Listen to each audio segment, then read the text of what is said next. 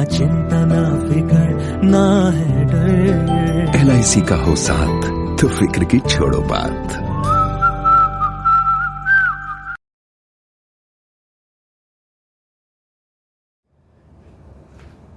Good morning friends, welcome to my YouTube channel insurance जरूरी है with Nishant Dwivedi.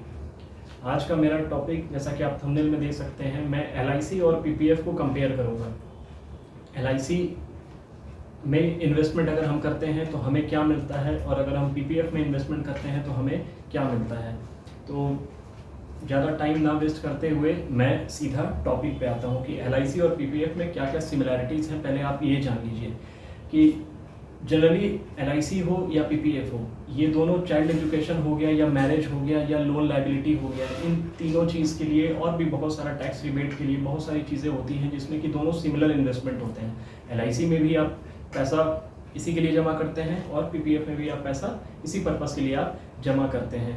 Section 80C में जो 1.5 लाख का जो हम रिबेट लेते हैं, टैक्स रिबेट लेते हैं, वो हम दोनों में लेते हैं, LIC में भी लेते हैं और हम PPF में भी लेते हैं। और इसमें बहुत सारे इन्वेस्टमेंट होते हैं। अगर हम 80C की बात करें तो बहुत सारे इन्वेस्टमेंट होते हैं। बैंक में FD भी होता है, PPF होता है, LIC होता है, म्यूचुअल फंड की ELSS स्कीम होती है, इक्विटी लिंक सेविंग स्कीम आपको मालूम होगा, LIC पॉलिसी होती है। तो बहुत सारे ऐसे रेवेन्यूज़ होते हैं जहाँ पे आप अपना 80C का प्लानिंग आप कर सकते हैं 1.5 लाख रुपए तक इन्वेस्ट करके। अब आपके प्रोस्पेक्ट लिस्ट में बहुत सारे ऐसे लोग होंगे जो आपके सामने ये ऑब्जेक्शन देते हैं कि PPF में इन्वेस्टमेंट करें या LIC में इन्वेस्टमेंट करें, या कुछ ऐसे भी होंगे जो आपको कहते होंगे कि PPF का जो इन्वेस्टमेंट है वो मुझे कहीं ना कहीं बेटर लगता है LIC से, क्योंकि PPF में लगभग 7.1% इंटरेस्ट आपको मिलता है। ऐसे आपको ऑब्जेक्शंस मिलते होंगे।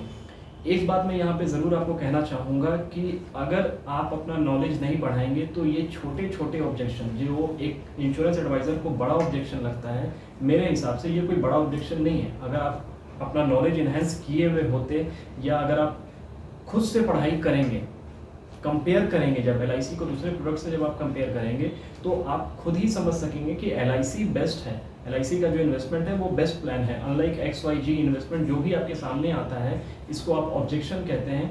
ये ऑब्जेक्शन अब रहा कहाँ, 2023 चल रहा है। यहाँ पे जो भी इंश्योरेंस एडवाइज़र, जो सक्सेसफुल इंश्योरेंस एडवाइज़र हैं, जो सीरियसली इस प्रोफेशन पे काम कर रहे हैं, उन्हें ये ऑब्जेक्शन नहीं लगता है। वो तो इधर क्लाइंट का ऑब्जेक्शन आया और फ्रैक्शन ऑफ सेकंड में उनका जवाब तैयार रहता है।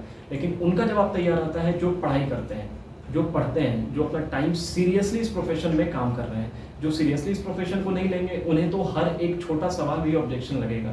तो इस वीडियो के माध्यम से मैं आपको ये बताना चाहता हूँ कि आप स्टडी करिए, आप पढ़ाई करिए। मेरे YouTube चैनल पे जो भी वीडियोस मैंने अपलोड किया हुआ है, ये इंटरटेनमेंट पर्पस के लिए तो है नहीं, ये एजुकेशनल चैनल है। यहाँ पे आप इंटरटेन होने के लिए तो नहीं आते हैं, आप यहाँ पे एजुकेट होने के लिए आते हैं।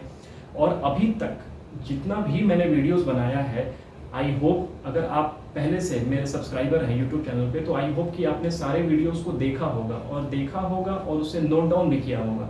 नोट डाउन करने के बाद फिर मैं हमेशा जैसा कहता हूँ कि उसको आपने अप्लाई भी किया होगा। आई होप अगर आपने अप्लाई नहीं किया है तो मेरा चैनल हो या किसी और का चैनल हो, या आप कोई किताबें पढ़ लीजिए, या आप ब्रांच में आपको कोई ट्रेनिंग दे दे, आपके अगर रिस्पेक्टिव डेवलपमेंट ऑफिसर आपको ट्रेनिंग दें, या कहीं से भी कोई भी इंफॉर्मेशन आप गैदर कर लीजिए, कोई भी कोर्स कर लीजिए, आप किसी भी ट्रेनर का कोई भी कोर्स कर लीजिए, कभी आपको फ़ायदा नहीं होगा। इसलिए नहीं होगा क्योंकि आप उसको अप्लाई नहीं कर रहे हैं। तो पैसा खर्च करके आपको भी अगर आप अप्लाई नहीं करेंगे तो ये तो फिर भी आपको फ्री में आपको इन्फॉर्मेशन आपको मिल रहा है। तो मेरा कहने का ये मतलब है कि कोई भी इन्फॉर्मेशन जो मैं आपको दे रहा हूँ, उस इन्फॉर्मेशन को आप सीरियसली लीजिए। इंटरटेन होने के लिए बताइए कि 10 मिनट, 15 मिनट, 20 मिनट, 30 मिनट का एक वीडियो सर ने बना दिया, अब इस 30 मिनट में देख लिया, चलो एक पॉइंट उसमें से मैंने उठा लिया, मुझे तो पता ही नहीं था। ऐसा अप्रोच मत रखिए। आप ज़रूर देखिए, नोट डाउन करिए, लेकिन साइड बाय साइड आप खुद को एजुकेट कीजिए, एक सक्सेसफुल एडवाइज़र की तरह बिहेव कीजिए। मैं आपसे ये रिक्वेस्ट करता हूँ, सक्सेसफुल एडवाइज़र बनिए, ठीक है। तो आगे चलता हूँ मैं। अब टैक्स सेविंग की जब बात होती है तो दो तरह के कैटेगरी होते हैं लोगों के। एक होता है सर्विस क्लास, सैलरीड जिसको हम कहते हैं, और एक होता है सेल्फ एम्प्लॉयड बिजनेसमैन जो आप लोग हैं। तो दो तरह का क्लास होता है मार्केट में। अब जो सैलरीड क्लास होता है, सैलरीड क्लास को उसकी कंपनी एक स्टेटमेंट दे देती है स्टेटमेंट दे देती है, लगभग फरवरी के मंथ में उसको एक स्टेटमेंट दे देती है, उसको बताती है कि देखो भाई तुमने इतना साल भर में तुमने इतना पैसा कमाया है और इस पर तुम्हें इतना टैक्स लग रहा है, तो अब जल्द से जल्द अपना टैक्स सेव करने के लिए तुम्हें इन्वेस्टमेंट करना है। ठीक है, वो इन्वेस्टमेंट कहाँ करना है, कभी कभी कोई कंपनी वो भी सजेस्ट कर देती है। तो एक तो वो हो गए सेक्शन हो गए। दूसरा होता है सेकंड सेगमेंट जो होता है वो होता है बिजनेसमैन का होता है। ठीक है, सेल्फ एम्प्लॉयड लोगों का होता है। अब लोग पीपीएफ में इन्वेस्ट करते हैं। अभी मैं पीपीएफ की बात करता हूँ। मैं लोग पीपीएफ में इन्वेस्ट करते हैं। गवर्नमेंट ऑफ इंडिया की एक बहुत अच्छी स्कीम है जहाँ पीपीएफ में उनको इनकम टैक्स बेनिफिट मिलता है। पीपीएफ में इनकम टैक्स बेनिफिट मिलता है, मैंने आपको स्टार्टिंग में ही बता दिया था। पीपीएफ क्या है? पीपीएफ में एक रेगुलर अमाउंट आप जमा करते हैं। पीपीएफ अकाउंट पहले खुलता कहाँ है, पहले आप ये जान लीजिए। बैंक में खुलता है, पोस्ट ऑफिस में खुलता है। यहाँ पे आप एक रेगुलर इंटरवल पे आप पैसा जमा करते हैं, उस पर फिर आपको टैक्स रिबेट आपको मिलता है। एटीसी में आप उसमें एटीसी का भी मैक्सिमम लिमिट 1.5 लाख है और पीपीएफ का भी जो लिमिट है वो भी साल में आप 1.5 लाख रुपए तक ही इन्वेस्ट कर सकते हैं। उससे ज़्यादा आप इन्वेस्ट पीपीएफ में नहीं कर सकते हैं। तो इन्वेस्टर को क्या करना पड़ता है, जो भी पीपीएफ में इन्वेस्ट करता है उसको क्या करना पड़ता है, उसको खुद बैंक जाना पड़ता है, पोस्ट ऑफिस जाना पड़ता है। बैंक और पोस्ट ऑफिस जाने के बाद वो फिर अपना अकाउंट पीपीएफ अकाउंट वो अपना ओपन करता है। पीपीएफ अकाउंट 15 साल की स्कीम है। ठीक है, 15 साल की स्कीम में वो एक साल में 12 बार इन्वेस्ट कर सकते हैं। In a year they can invest 12 times in a year. PPF scheme में 12 बार वो इन्वेस्ट कर सकते हैं और उस इन्वेस्टमेंट अमाउंट पे उनको एटीसी का जो है आपका टैक्स रिबेट उनको मिल जाता है। ओके, यहाँ तक मैं क्लियर हूँ? बिल्कुल। और मैच्योरिटी जो होगी, मैच्योरिटी का जो अमाउंट होगा जो पीपीएफ में मिलेगा वो टैक्स फ्री होगा। ठीक है, उस पर कोई टैक्स नहीं लगता है पीपीएफ में। ये मैं आपकी जानकारी के लिए मैं आपको बता रहा हूँ। पीपीएफ में अगर आपने 15 साल का पीपीएफ कराया है तो इसको आप 5 साल और एक्सटेंड कर सकते हैं। ऑटो एक्सटेंशन फैसिलिटीज भी पीपीएफ में आपका होता है। जैसे आपने 15 साल का कराया तो उसको एक्सटेंड करके आप उसको 20 साल का भी कर सकते हैं और जो भी रेट ऑफ इंटरेस्ट आपको मिल रहा है उस रेट ऑफ इंटरेस्ट को आप इंजॉय कर सकते हैं। तो ये आपको क्लियर हो। नेक्स्ट पॉइंट पीपीएफ के बारे में मैं आपको बताऊं तो पीपीएफ में 6वें साल से अगर आप चाहें तो पार्शियल विड्रॉल भी कर सकते हैं। जो भी आपने अमाउंट इन्वेस्ट किया उसका 50% अमाउंट जो है आप विड्रॉ कर सकते हैं 6th ईयर से। पूरा इंटरेस्ट अगर आपको पीपीएफ में चाहिए, ये कंडीशन आप जान लीजिए कि अगर आपको अपने इन्वेस्टेड अमाउंट का अगर आप मंथली करते हैं, फॉर एग्जांपल अगर आप मंथली करते हैं तो पूरा इंटरेस्ट अगर आप चाहते हैं तो 5 तारीख या 5 तारीख से पहले आपको पैसा जमा करना होता है। 5 तारीख के बाद अगर आप पैसा जमा करेंगे तो आपको पूरे महीने का इंटरेस्ट आपको नहीं मिलेगा। For example 17 March for example एक डेट है, 17 मार्च 2024 आने वाला 17 मार्च 2024 को आप 1 लाख रुपए जाके पीपीएफ में आप जमा करते हैं। तो पीपीएफ में जब आप जमा करते हैं एटीसी में टैक्स रिबेट लेने के लिए मैं बात बता रहा हूँ। एटीसी में टैक्स रिबेट लेने के लिए आपने 17 मार्च का डेट आया जिसमें कि आप बोले कि मैं टैक्स प्लानिंग में कर नहीं सका तो चलो पीपीएफ में मैं जमा कर देता हूँ 17 मार्च को एटीसी का रिबेट लेने के लिए। तो टैक्स रिबेट आपको मिल जाएगा पीपीएफ में, लेकिन पूरे साल का जो इंटरेस्ट है वो आपको नहीं मिलेगा। ये मैं आपके जानकारी के लिए मैंने आपको बता दिया। अब पीपीएफ का आपको मैंने बेसिक फीचर्स आपको मैंने बता दिया। अब आपको मैं बताता हूँ कि यही सारे बेनिफिट्स आपको एलआईसी पॉलिसी में भी मिलते हैं। एलआईसी पॉलिसी भी ये सारा बेनिफिट्स आपको देता है। सबसे पहले आपको कस्टमर का साइकोलॉजी जानना चाहिए। जब आप क्लाइंट के सामने बैठते हैं तो कस्टमर का साइकोलॉजी आप जानिए कि उसको पीपीएफ नाम में इंटरेस्ट है या पीपीएफ में मिलने वाले बेनिफिट में उसको इंटरेस्ट है, किस चीज़ में उसको इंटरेस्ट है। कस्टमर्स का साइकोलॉजी जब आप बैठिए उनके सामने, अगर वो पीपीएफ का ऑब्जेक्शन आपके सामने रखते हैं तो आप देखिए या पूछिए उनसे कि सर आपको पीपीएफ के नाम में इंटरेस्ट है या पीपीएफ के बेनिफिट्स में इंटरेस्ट है। ऑब्वियसली 100% कस्टमर बोलेगा कि नाम में क्या रखा है, मुझे पीपीएफ से मिलने वाले बेनिफिट में मैं इंटरेस्टेड हूँ। तब फिर आप आके उनसे बात कर सकते हैं। पर पीपीएफ के जो भी बेनिफिट्स हैं वो एलआईसी की थ्रू एलआईसी पॉलिसी भी आप ले सकते हैं, थ्रू एलआईसी पॉलिसी भी ले सकते हैं। उससे कहीं ज़्यादा बेनिफिट्स आपको मिल सकता है और गारंटीड बेनिफिट मिल सकता है। ये आपको क्लाइंट को बताना है। अब सेम पीपीएफ कंसेप्ट जो है वो हमारे पास भी है, आप उनको बताइए। सर एलआईसी में ये अकाउंट आपको खोलने के लिए आपको कहीं बैंक या पोस्ट ऑफिस जाने की ज़रूरत नहीं है। मैं इंश्योरेंस एडवाइज़र, मैं आपके घर में आकर आपका अकाउंट खोल दूंगा। पीपीएफ जैसा अकाउंट जो एलआईसी में भी है वो अकाउंट मैं आके खोलूँगा sir, as a insurance adviser मैं आऊँगा, आपको आने की कोई ज़रूरत नहीं है सर। इसलिए आपको कहीं भी बाहर जाने की ज़रूरत नहीं है। LIC का एडवाइज़र आपके घर आके ये अकाउंट ओपन आपका कर देगा। अगर कभी फ़ोन पे बात हो या पब्लिकली आप कहीं मिले हैं किसी से, कभी भी मिले हैं, कोई ऐसा गैदरिंग हो रहा है वहाँ पे बात करें, तो आप ये बात उनको बोल सकते हैं कि आपको अनलाइक PPF सर आपके घर पे मैं आऊँगा, आपको कहीं जाने की ज़रूरत नहीं पड़ेगी।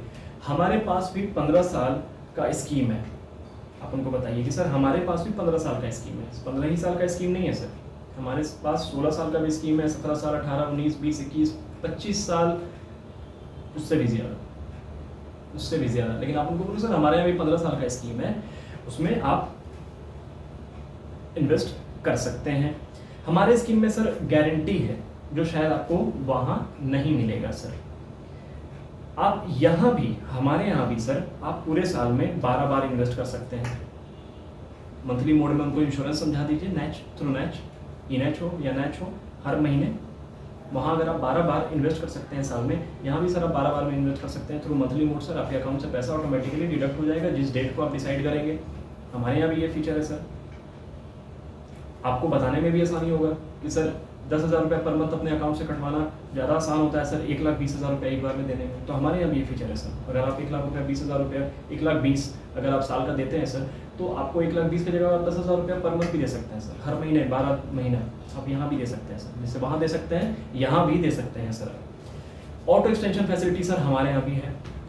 ऑटो एक्सटेंशन फैसिलिटी में सर आपको 15 साल वहाँ प्रीमियम देना है, यहाँ भी सर आप 15 साल प्रीमियम भरिए, हम आपको 6 साल का सर ऑटो एक्सटेंशन फैसिलिटी देंगे सर। अगर आप 15 साल प्रीमियम भरते हैं तो हम आपको 6 साल का ऑटो एक्सटेंशन फैसिलिटी देते हैं। हमारे इंश्योरेंस एजेंट भाई समझ गए होंगे कि मैं क्या कह रहा हूँ। मैं जीवन लाभ 21-15 की बात कर रहा हूँ। आप उनको जीवन लाभ 21-15 इमीडिएट समझाना शुरू कर दीजिए कि सर ये 21 साल का प्लान है, इसमें 15 साल आपको सिर्फ प्रीमियम भरना है सर, 6 साल ऑटो एक्सटेंशन हम भी देते हैं सर। जैसे PPF देता है वैसे हम भी देते हैं। PPF आपको 5 साल देता है, हम आपको 6 साल देते हैं। आप अगर 1 साल और बढ़ा दिए सर, वहाँ 15 साल आप पैसा भर रहे हो, यहाँ पे अगर आप 1 साल और बढ़ा दोगे तो उसमें हम सर आपको 9 साल का एक्सटेंशन देंगे। वहाँ 5 से ज़्यादा एक्सटेंशन नहीं है, हम आपको 9 साल भी एक्सटेंशन देंगे सर। तो अगर ऑटो एक्सटेंशन की बात आएगी सर, तो LIC 35 ईयर्स तक सर एक्सटेंशन दे सकती है। वहाँ 20, यहाँ 35 ईयर्स तक आपको मिल सकता है। लेकिन फिलहाल सर 21 साल और 25 साल का मैं आपको बता रहा हूँ। जीवन लाभ उनको 25, 16 या 21-15 आप उनको बता दीजिए ऑटो एक्सटेंशन फैसिलिटीज। इसमें तो कोई आपको दिक्कत होना नहीं चाहिए। तो जीवन लाभ को एज अ PPF आप बेचिए। अब आप सोच रहे होंगे कि LIC को PPF से कंपेयर करके PPF जैसा अगर हम प्लान अगर कस्टमर को देना चाहें तो कौन सा प्लान देंगे? जीवन लाभ प्लान दीजिए 21, 15, 25, 16, सिंपल। सारे फैसिलिटीज, अरे सारे सिमिलैरिटीज मैंने आपको बता दिया। जो वहाँ है यहाँ भी है। वहाँ 80C का रिबेट मिल रहा है, यहाँ भी 80C का रिबेट मिल रहा है। वहाँ मैच्योरिटी टैक्स फ्री है, यहाँ भी मैच्योरिटी टैक्स फ्री है। वहाँ 1.5 लाख रुपया आप इन्वेस्ट कर सकते हो टैक्स रिबेट के लिए, यहाँ भी 1.5 लाख रुपये आप इन्वेस्ट कर सकते हो टैक्स रिबेट के लिए। वहाँ पे अगर आपको 5 साल का ऑटो एक्सटेंशन फैसिलिटी है तो हमारे यहाँ 6 साल का ऑटो एक्सटेंशन फैसिलिटीज है। तो आप उनको बताइए ये चीज़। उसके बाद तो और भी बहुत सारे डिफरेंस हैं जो अभी मैं बताऊँगा अपने वीडियो में, लेकिन आप बताइए उनको, आप उनको बताइए, उनको एजुकेट कीजिए। उनको नहीं पता है इसलिए वो LIC से कंपेयर कर रहे हैं PPF को। अगर वो फाइनेंशियली अवेयर ही होते तो वो कभी LIC से कंपेयर ही नहीं करते PPF को। अगर वो पूछ रहे हैं इसका मतलब उनको नहीं पता है, अभी नहीं पता है। वो PPF से कंपेयर कर रहे हैं, it means LIC versus PPF कर रहे हैं। LIC का किसी से कोई कंपटीशन हो ही नहीं सकता है, हो ही नहीं सकता है, कभी नहीं हो सकता है। और हमारे पास प्रूफ है। इसीलिए मैं आप लोगों के लिए वीडियो बनाता हूँ कि ये ऑब्जेक्शन काफ़ी कॉमन ऑब्जेक्शन है। मैंने सोचा आप लोगों के लिए वीडियो बनाऊँ सो दैट आज के बाद अगर LIC को PPF से कोई कंपेयर करेगा तो आप अच्छे से उनको समझा देना, अच्छे से समझा देना उनको। बाकी उनकी मर्जी, वो लेना चाहें तो ले, नहीं लेना चाहें तो आप कुछ नहीं कर सकते हैं। लेकिन आप अपने प्रोडक्ट को बेटर प्रूव करके ही वहाँ से उठना, जहाँ भी बैठना, ऑफिस में बैठना या घर में बैठना, LIC इज़ द बेस्ट। ये चीज़ आपको प्रूव करके वहाँ से उठना है, ठीक है। तो ये चीज़ हो गई। अब रिटर्न वहाँ पे गारंटीड है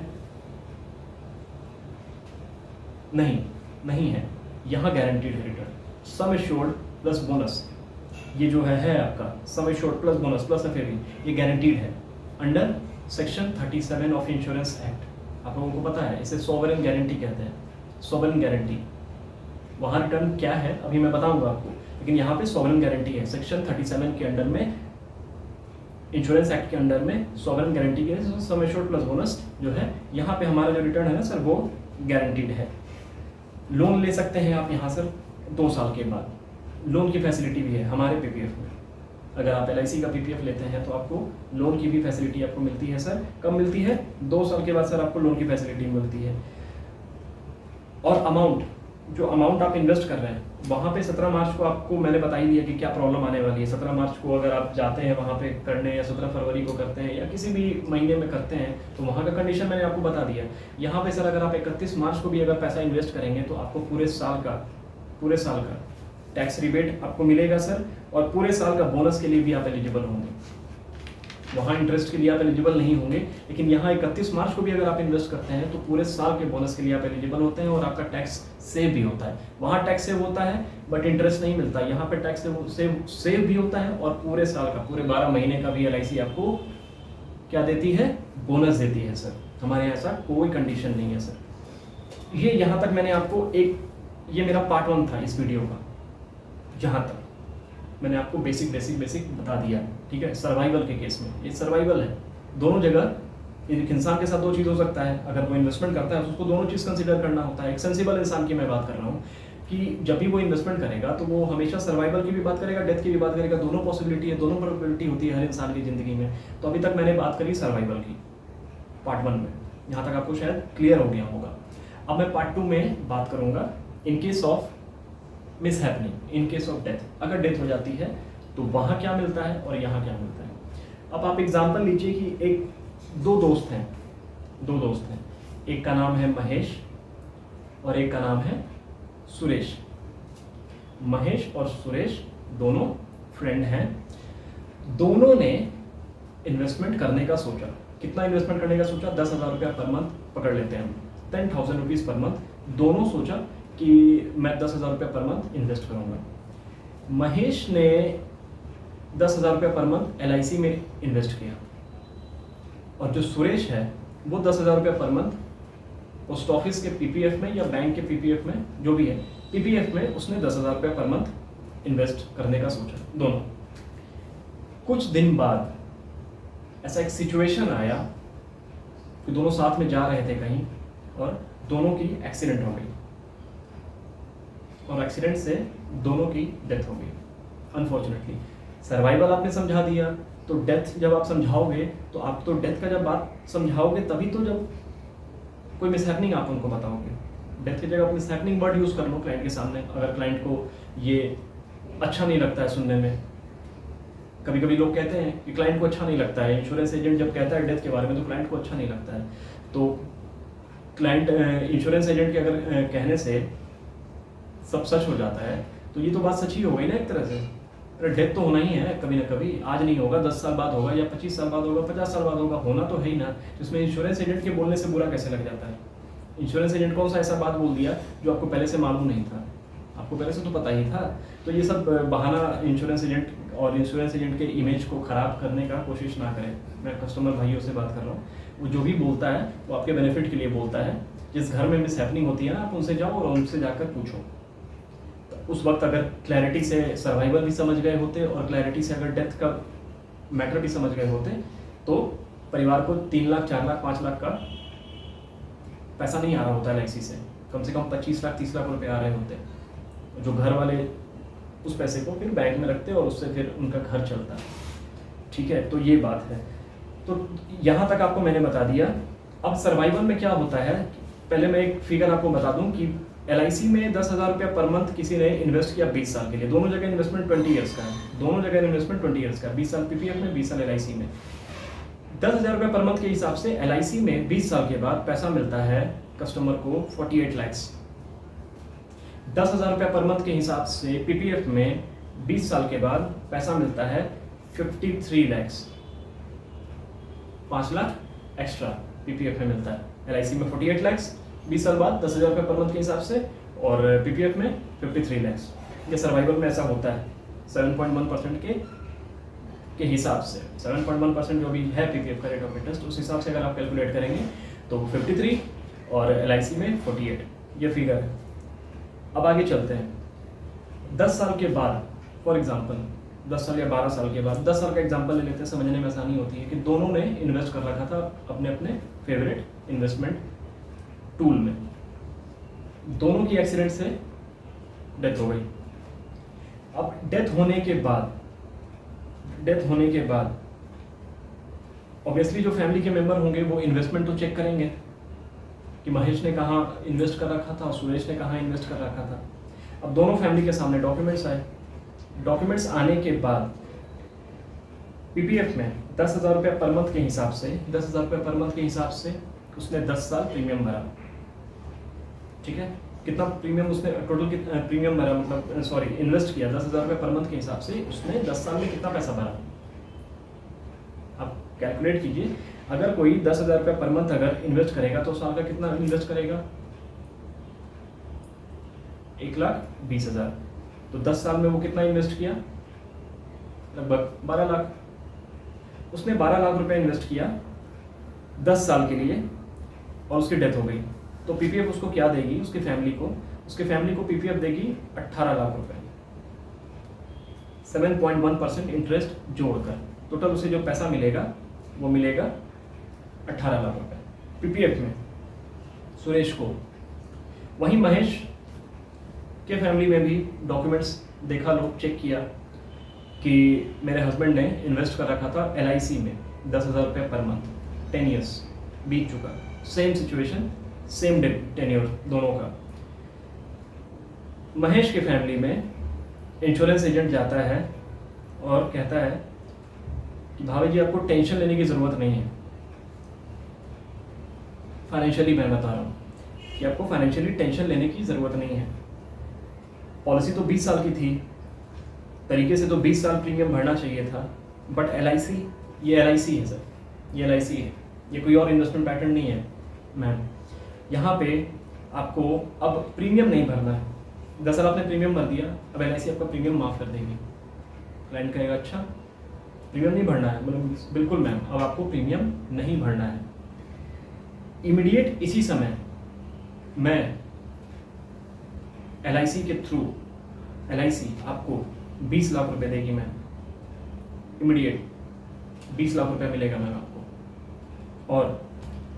और मैं बता दूं मैम कि 11वें साल से लेकर और 20वें साल तक, 20 साल के आपने इंश्योरेंस कराया था ना, हर साल LIC 2 लाख रुपए देगी मैम, हर साल आपको 2 लाख रुपए मिलेंगे। मतलब आपका बच्चे का एजुकेशन हो या आपका घर का नीड हो, कोई भी नीड जो उनके प्रेजेंस में पूरा हो रहा था उनके एब्सेंस में भी पूरा होगा। ठीक है, तो हर साल आपको 2 लाख रुपए मिलेगा मैम। तो अगले 10 साल में आपको LIC कितना पैसा देगी मैम, 20 लाख। टोटल कितना हो गया मैम, 40 लाख। चूंकि आपके हस्बैंड का एक्सीडेंट से डेथ हो गया अनफॉर्चुनेटली मैम, तो 20 लाख रुपया और देगी LIC, और 20 लाख रुपया आपको मिलेगा। जब सारे पेपर्स जमा हो जाएंगे, इमीडिएट अभी 20 लाख मिल रहा है, फिर सारे पेपर्स जब जमा हो जाएंगे, डेथ क्लेम के सारे पेपर्स जब आप जमा कर देंगे, एक्सीडेंटल डेथ जब प्रूफ हो जाएगा तो 20 लाख रुपया और LIC देगी एक्सीडेंटल डेथ का। टोटल कितना पैसा हो गया मैम, 60 लैक्स। और मैम जैसा हमने कमिट किया था आपको कि मैच्योरिटी पे आपको 20 साल बाद 48 लाख रुपीज़ मिलेंगे। आपको याद होगा कि आपको हमने कमिट किया था, आपके हस्बैंड को हमने कमिट किया था कि मैच्योरिटी पे कितना पैसा देंगे हम, अप्रॉक्सीमेटली 48 लाख रुपीज़। मैम वो भी LIC आपको देगी, 48 लाख रुपीज़ भी LIC आपको देगी। तो टोटल मैम आपको 1 करोड़ 8 लाख रुपए LIC से मैम आपको मिल जाएगा, गारंटीड, कंफर्म आपको मिल जाएगा पैसा, गारंटी। अब ये जो मिसहैपनिंग पे अब आप खुद सोच सकते हैं, सुरेश के फैमिली में और महेश के फैमिली में क्या अभी उनको फील हो रहा होगा कि हमने कहाँ इन्वेस्टमेंट किया और हमने कहाँ इन्वेस्टमेंट किया। एक जगह आपको 18 लाख रुपए मिल रहा है और एक जगह आपको 1 करोड़ 8 लाख रुपए मिल रहा है। तो कोई डिफरेंस है, कोई कंपैरिजन है? कोई कंपैरिजन नहीं है। यही तो मैं थोड़ी देर पहले आपको कह रहा था कि LIC का किसी भी प्रोडक्ट से कंपैरिजन है ही नहीं। LIC बेस्ट है, लेकिन आपको ये बताना पड़ेगा क्लाइंट के सामने, LIC बेस्ट है। LIC का कोई कंपैरिजन नहीं है किसी प्रोडक्ट से। सर्वाइवल हो या डेथ हो, हर मामले में LIC बेटर है। बस आपको प्रेजेंट करने आना चाहिए। हर प्रोडक्ट से बेटर है हमारा प्रोडक्ट। उसके बेनिफिट्स, उसके फीचर्स पढ़िए, अपने बेनिफिट्स, अपने फीचर्स को पढ़िए। कोई प्रोडक्ट खड़ा नहीं हो सकता LIC के सामने। इसीलिए LIC इंडिया का नंबर 1 फाइनेंशियल जायंट है। LIC के टक्कर में कोई फाइनेंशियल कंपनी है ही नहीं, वो चाहे बैंक हो या कोई भी XYZ फाइनेंशियल, LIC नंबर 1 है। यही वजह है, प्रोडक्ट में इतना दम होता है LIC के कि LIC ही लोग प्रेफर करते हैं। लेकिन आपको ये चीज़ आपको जाके क्लाइंट को बताना पड़ेगा आपको। तो ये एक तो ये बात हो गई। अब आप देखिए, अगर आपके पास नॉलेज होगा तो ऑब्जेक्शन कभी नहीं आएगा। मैं आपको स्टार्टिंग में बोला था कि आपको ऑब्जेक्शन कभी भी नहीं आएगा। नेक्स्ट, आप उनको बता सकते हैं, जब कोई LIC वर्सेस PPF करेगा तो आप उनको बता सकते हैं कि LIC में अगर डिसेबिलिटी हो जाए, मान लीजिए कि सुरेश और महेश एक्सीडेंट से गए थे और दोनों की डेथ नहीं होती, दोनों परमानेंटली डिसेबल हो जाते, एक हाथ एक पाँव उनका काम नहीं करता, अब वो काम करने के लायक नहीं रहते, जॉब करने के लायक नहीं रहते, या बिजनेस करने के लायक नहीं रहते, जो भी व्हाटएवर, वो करने लायक नहीं रहते, परमानेंटली डिसेबल हो जाते हैं। एक्सीडेंट में लोग होते हैं। ये कोई एक्सेप्शनल बात नहीं है कि ये तो एक्सेप्शनल केस है सर, ऐसा नहीं है। 10 में से 4-5 केस अब आज के डेट में ऐसा हो जाता है कि लोग परमानेंटली डिसेबल हो जाते हैं। उस केस में PPF आपको क्या देगा? कुछ नहीं देगा। उस केस में हम आपको क्या देंगे? हम आपको आपका सम एश्योर्ड का 10% देंगे। मान लीजिए आपने 20 लाख का, जो मैं अभी एग्जांपल ले रहा था, 20 लाख का आपने इंश्योरेंस लिया था, LIC लिया था, 20 लाख का 10% 2 लाख रुपया अगले 10 साल भी LIC देगी। 2 लाख रुपया परमानेंट डिसेबिलिटी का भी आपको घर बैठे बैठे आपको कुछ नहीं करना है, आपको परमानेंट डिसेबिलिटी में भी 2 लाख रुपया LIC हर साल देगी। कब तक? 10 साल तक देगी। सम एश्योर्ड का 10% फॉर द नेक्स्ट 10 ईयर्स। और मैच्योरिटी पे जो 48 लाख रुपया आपको मिलना था वो भी मिलेगा परमानेंट डिसेबिलिटी के केस में भी। PPF में नहीं मिलता है, हमारे यहाँ ये भी मिलता है। तो कहीं कोई कंपैरिजन नहीं है, ठीक है। अब रही बात इन्वेस्टमेंट की, रिटर्न की, तो आप क्लाइंट से ये इस प्रेजेंटेशन को देने के बाद आप क्लाइंट से खुद पूछिए कि सर एक तरफ 48 लाख मिल रहा है, एक तरफ आपको 53 लाख रुपीस मिल रहा है, लगभग 53, 51, 52, लगभग वही, लगभग 4 लाख का डिफरेंस है। 4 लाख का डिफरेंस है, एक तरफ 4 लाख का डिफरेंस है सर, और एक तरफ 18 लाख से 1 करोड़ 8 लाख का डिफरेंस है, 90 लाख का डिफरेंस है लगभग। तो ये 5 लाख आप देखेंगे या आप 90 लाख देखेंगे? वो सिर्फ 4 लाख एक्स्ट्रा दे सकती है, हम आपको 90 लाख रुपए एक्स्ट्रा दे सकते हैं। क्यों? क्योंकि हम LIC हैं, हमसे अच्छा प्रोडक्ट और हमसे ज़्यादा पावरफुल ऑर्गेनाइजेशन कोई नहीं है। और ये है सर इंश्योरेंस का इंपॉर्टेंस। अब लास्ट में, वीडियो के एंड में, मैं आपको डिफरेंसेस कुछ बता देता हूँ, वो आप नोट डाउन कर लीजिए PPF में और LIC में। पहला डिफरेंस, एक तरफ आप लिखिए PPF, एक तरफ लिखिए LIC। पहला, टैक्स रिबेट PPF में मिलता है, नीचे लिखिए यस। LIC में टैक्स रिबेट मिलता है, नीचे लिखिए यस। PPF में सेकंड डिफरेंस, PPF में मैच्योरिटी टैक्स फ्री होता है, यस। LIC में मैच्योरिटी टैक्स फ्री होता है, यस। दोनों जगह मैच्योरिटी टैक्स फ्री होता है। तीसरा डिफरेंस, PPF में अपर लिमिट क्या है? 1.5 लाख उसका अपर लिमिट है PPF का। LIC का कोई अपर लिमिट है? नहीं है, no upper limit. Fourth, payment mode PPF में कुछ भी, चेक हो, कैश हो, 1 महीने का हो, 3 महीने का हो, 6 महीने का हो, 12 महीने का हो, हर तरह का पेमेंट मोड अवेलेबल है वहाँ पे। हमारे यहाँ भी हर तरह का मोड अवेलेबल है, monthly, quarterly, half yearly, yearly, हर तरह का मोड अवेलेबल है LIC में भी। तो ये भी आप बता दीजिए उनको। पांचवा, 7.1% उसका इंटरेस्ट रेट है, रिटर्न 7.1% इंटरेस्ट रेट है। इस पर मैं आपको जरूर बताना चाहूँगा कि PPF आज से 5 साल 10 साल पहले PPF का रेट ऑफ इंटरेस्ट आप चेक कर लीजिएगा। कभी 9 था, फिर 9 से 8.5 आया, 8.5 से फिर 8 आया, 8 आने के बाद फिर 7.5 आया, और आज के रेट में 7.1% है। क्लाइंट को ये जरूर बताइएगा कि PPF में जो 7.1% सर आपको जो मिलता है ना सर, वो प्रीवेलिंग रेट ऑफ इंटरेस्ट में मिलता है। गलतफहमी में मत रहिएगा कि ये फिक्स है, ऐसा कुछ नहीं है, वो घटने का ट्रेंड है। जैसे FD का रेट ऑफ इंटरेस्ट का घटने का ट्रेंड है ना, तो इसका भी घटने का ही ट्रेंड है, ये कभी बढ़ा नहीं है, ये घटता ही रहता है, ठीक है ना।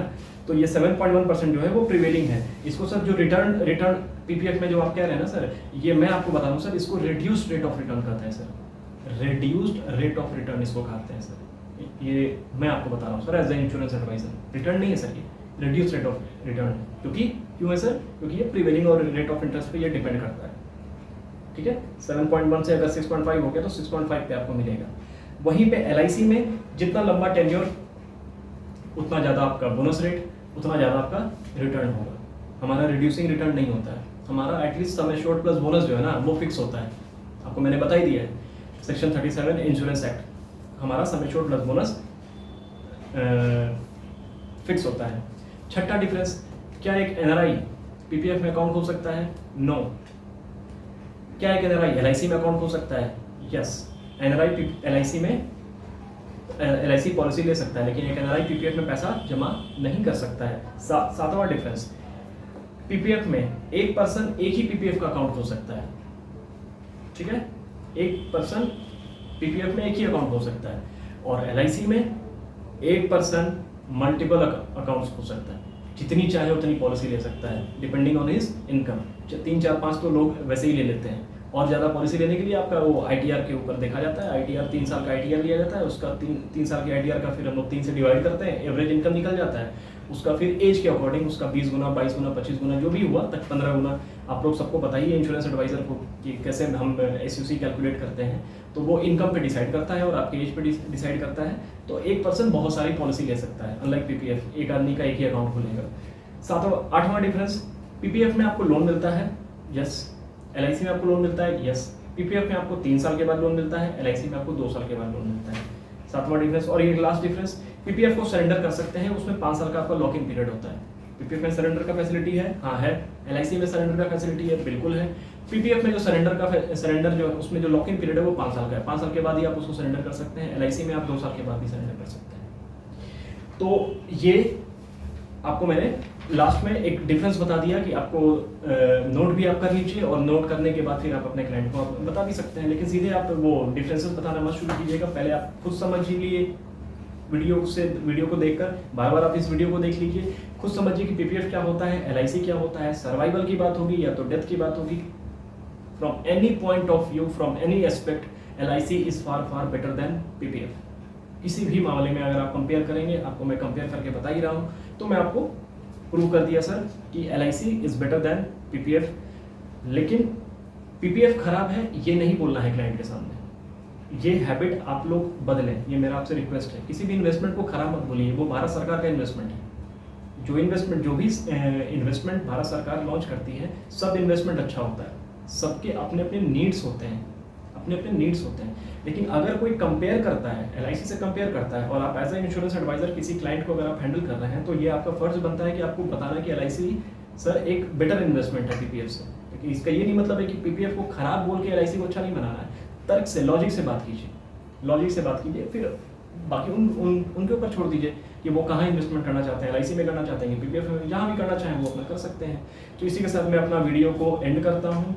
मेरा नेक्स्ट वीडियो जो है, काफ़ी ज़्यादा लोगों का मुझे मैसेज आया है कि LIC और प्राइवेट इंश्योरेंस कंपनी को आप कंपेयर कर दीजिए सर, सो दैट हमें मार्केट में थोड़ा सा फेस करना पड़ता है ये ऑब्जेक्शन कि LIC बेटर है या प्राइवेट बेटर है। ये ऑब्जेक्शन नहीं है, वो सबको पता है कि बेटर कौन है, लेकिन कंपेयर करके हमें बता दीजिए सर कि अगर ये क्वेश्चन आ जाता है क्लाइंट के सामने से कि LIC में इन्वेस्ट करें या प्राइवेट में इन्वेस्ट करें, ठीक है, ये ऑब्जेक्शन आता है, मुझे भी मालूम है, मेरे एजेंट को भी आता है, सबको आता है। तो इस पे मैं अपना नेक्स्ट वीडियो जो है मैं इस टॉपिक पे बनाने वाला हूँ, तो मेरे चैनल पे बने रहिएगा।